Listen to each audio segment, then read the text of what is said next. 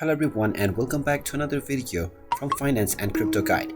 In this video, I'm going to show you how to log into your account on Union Bank Mortgage. So let's get started right away.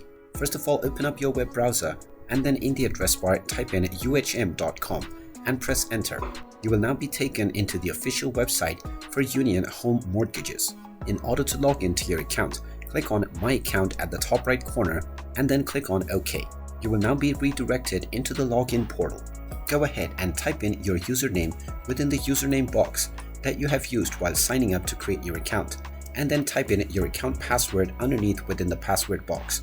You can then click on I agree to the user terms and privacy policy and then click on the login button and you will be logged into your account on Union Home Mortgages.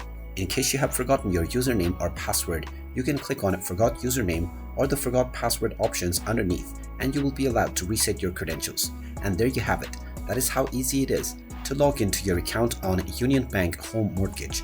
If you find this video helpful, make sure you hit that like button and subscribe to our channel if you haven't done so already. Also ring that notification bell to never miss another update from us. Thank you for watching and I will see you again in the next video.